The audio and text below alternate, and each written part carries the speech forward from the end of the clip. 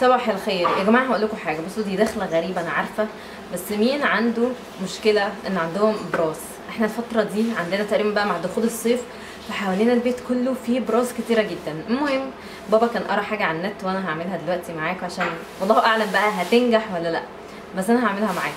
هو قال ان احنا نجيب بيضه ونقوم زي نملاها جبس ونقوم نحطها في الحته اللي بنشوف فيها برص، عشان بيقوم البرص يفتكر ان دي بيضه تعبان فيقوم يخاف. فانا جربت، بصوا عملت دلوقتي، جبت البيضه دي وفضيتها وغسلتها، وادي الجبس اللي هنملى بيه البيضه.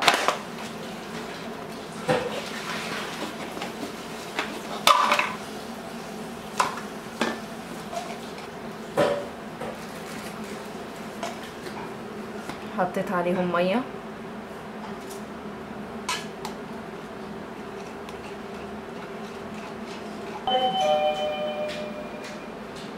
خلصت اهي.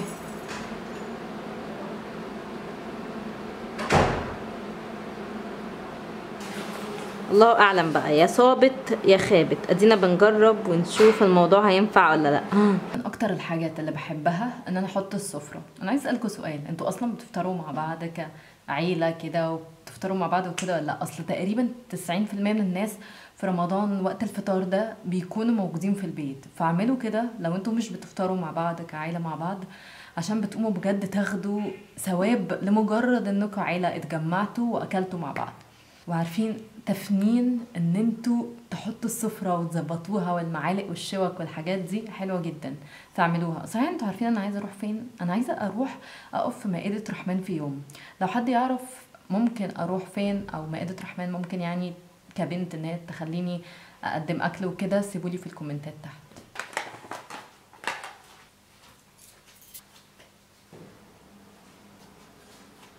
بصوا ماما حطت ايه. البتاعة دي، الحتة دي هي اللي دايما بيكون فيها براس، وانا جبت البيضة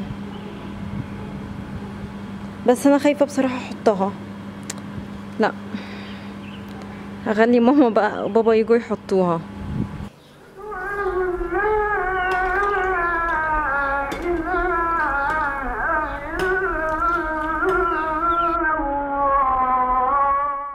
لسه مخلصين التراويح وكنا بنجرب جامع جديد، وبعدين عندنا مش عزومه يعني بس عازمين قرايبنا بكره، هنروح نشتري شويه حاجات كده، وانا عايزه اجيب حاجه حلوه اكلها عشان جعانه قوي.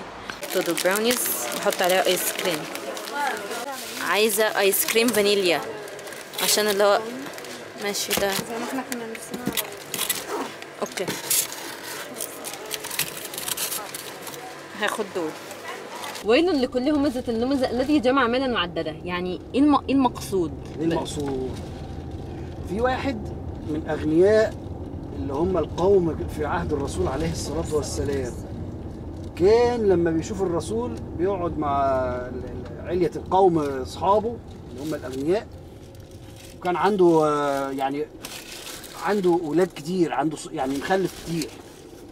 فكان وهم قاعدين كده في الشارع لما يشوفوا الرسول يروحوا ايه يهمزوا بعض كده، يغمزوا بعينيهم، يخبطوا بكتفه. ايوه.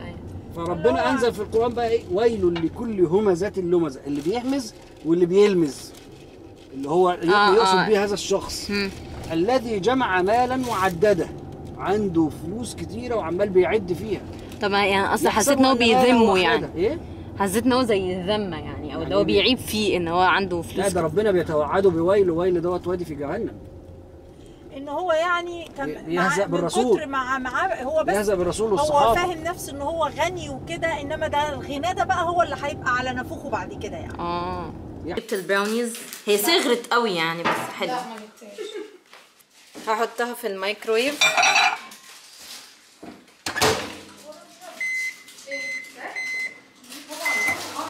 واخر حاجه الايس كريم.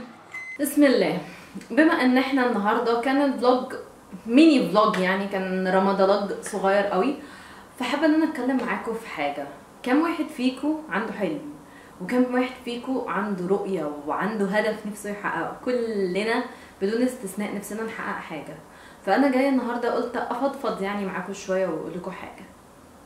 الحاجه اللي انا ممكن اقولها لكم جو فور ات، بس هي دي هتكون التب بتاعتي ان انا اقول لكم اعملوها.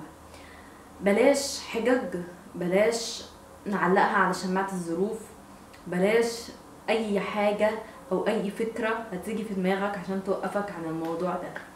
انا هتكلم عن نفسي. انا يوم ما كنت عايزة ابدأ يوتيوب شانل، ممكن اقول لكم ان القرار ده اتأخر مثلا 3 سنين او 2 سنين. كنت كل ده بفكر فيه، وبعدين ما خدتش الخطوة غير بعدها بفترة طويلة. كنت دايما اقول ايه، طب مين هيتفرج عليا؟ طب الناس هيبقى ردهم عليا ايه؟ طب عيلتي هيقولوا عليا ايه؟ طب صحابي هيساندوني في القرار ده ولا هيقفوا ضدي؟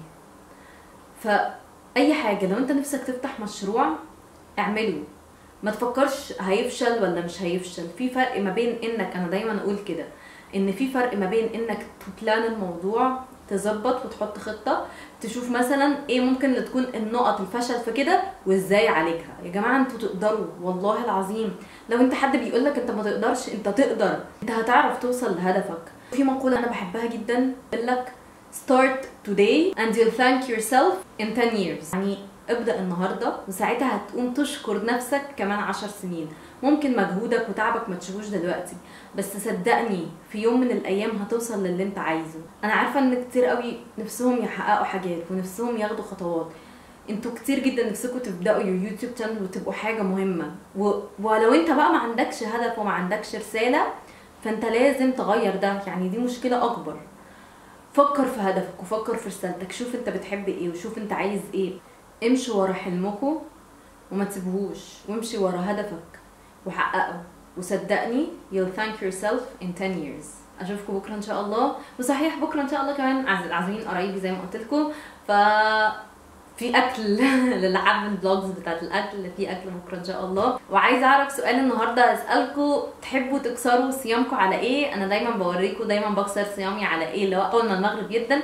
هستنى اشوف اجاباتكم في الكومنتات، واشوفكم بكره على طول ان شاء الله. وما تنسوش امشوا ورا هدفكم. باي باي.